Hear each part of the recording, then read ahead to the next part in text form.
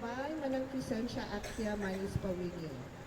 So on May 3, 1997, the children, grandchildren, and great-grandchildren of the couple, Anas Camoray, came together to reunite, to reconnect, and to revive the fading family ties. Mr. Crescencio Viray Actia, former mayor of Tuba, initiated this first Anas Camoray reunion. So ito natin nag-initiate. His main objective was for the clan members to be cooperative and supportive to attain unity and to continue finding the rest of the kins, or in vernacular, anak mo e kait mo. So Mr. Crescencio Viray Actia is regarded as the founder, organizer, initiator, convener of the Anas Camoray clan, and later the Koljan Anas Pilay Ponok, or CAP clan. So the May 3, 1997 reunion was then recorded as the first Anas Camoray clan reunion. It was held at the residence of the late couple, Rafael Actia and Rita Balong Actia at Fairview, Gisan, Baguio City. Parents ni Joanne. Joanne dito. Nilulok Lula na. Okay, so that was the first. So, Anas married Camoray, also known as Shalmia. They had 5 children. Tengbi married Gadgad, Angshai married Nimol, Ating married Nenita Davoy, and the second one is Lula Nagsurian. So number 4, Frederick married Rufina or Finja Inayos. 5, Lila Anas married Supat. Sila isumat nagapon mi. The 5 children raised their own families, and currently the Anas Camoray clan has an estimated 1,000 members and counting. Ado tayo gayang. Baka dapat nga nag-member dito. Ibagayulaan.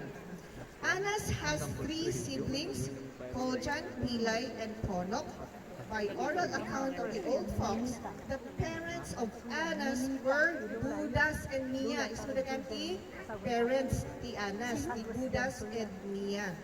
Still by oral account of the old folks, the original house of Anas and Camoray was at the present site of Marbay Building. Marbay Building. The couple, Anas Camoray, settled and was buried at Baguio, Gisag, Baguio City, as confirmed by Mama Surita Siloy Obaro, daughter of Lida. Their children and grandchildren settled with their families at Pinsao, Binin, Wangal, KM3, Asin Road, Bulsiang, Banihoy, Fairview, Bakakan, Sinutinaga, Bakakan, Sarok, Luakan nga kunada, Asin, Tajangan, Taloy, and Tuba, Poblasyon. By marriage, a number of the clan members settled at Pangasinan, as far as Pangasinan, katadati Kabagyatay Rijay. La Union, and even Ilocos Sur. There are also clan members who settled outside the country like USA, New Zealand, United Kingdom, and other countries. Ironically, none of the children and grandchildren used Anas as family name. Awan tinakusabi man ti Anas. Sabsabali mo tinagnagan tayo amin. Instead, used Actia and Ating. Also, since Tengbi, Angshai, and Lila were females, they adopted the names of their husbands, namely Gadgad, Nimol or Dimas, Siloy, and Supat. The Anas Camoray first reunion gave birth to a bigger clan reunion, the Koljan Anas Pilay Ponok or Cap clan, on May 3, 1998 at the residence of Mr. and Mrs. Felix Luna Ijay Irisan, Baguio City. Cap clan reunion was then regularly conducted, alike with its forerunner, Anas Camoray clan. May salangan nga page. The Anas Camoray clan continued its yearly documented reunion as follows. First, Econata May 3, 1997, Rafael Actia's residence, Fairview, Gisan. Second, February 2000, Ijaymat Ayanmi, Lila Silor Residence, Baliway, Gisan. The third, October 26, 2003, Ijay mo ay ni Manang Marilyn Akia Arellano's residence, KM3 Road. Anak day din ni di Uncle Tagli. 4th, June or July 2004, ijay mo ayan the Benjamin Bilag Dimas residence, ijay Baliti, Longlong, Baguio City.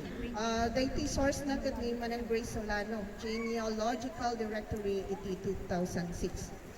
So, June 4, 2011, ijay manen ayan ni Rita Siloy Obaros Residence, Palihoy, Gisad. November 26, 2011, ijay mat ayan daman ng Marilyn Akia Arellano's Residence manen. Iti July 7, 2012, ijay Fairview Barangay Hall, Gisad. Ijay asidag daman ng Irene. Iti April 9, 2013, ijay Balihoy, Gisad manen.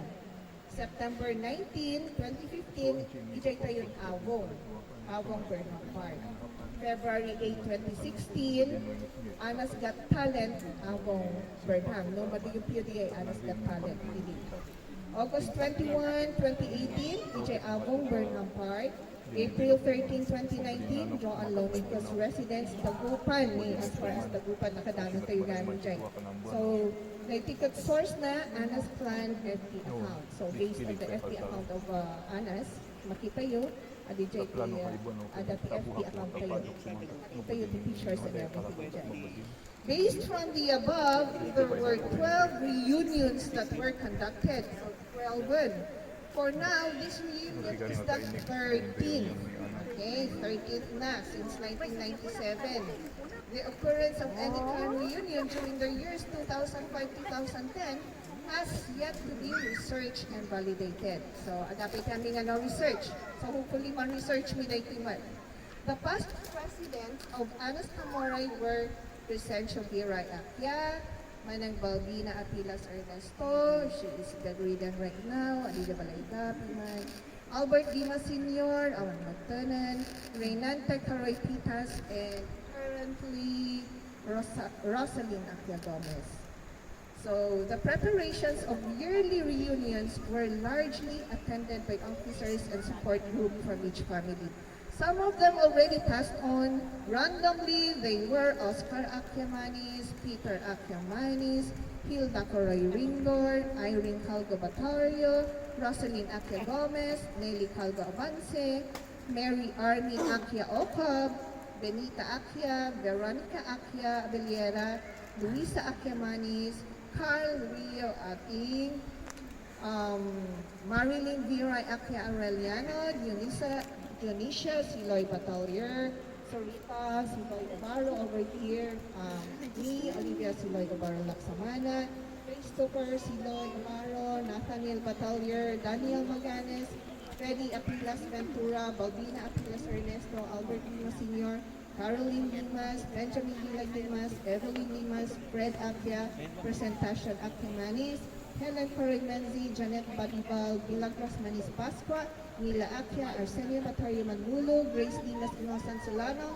John Aline Akia Abeliero Rimando, Fabiola Akia Abeliero Luco, Crescencia Akia Manis Pumini, Ernesto Akia, Tito Akia Jr., Mary Joan Akia Leononico, Coben Patupa Akia, and many more silent supporters and followers. So, daititi end na. Kit no, andaman ting correction, andaman ting mainayon or makisayan, then please approach us. Alright? So, Vijay.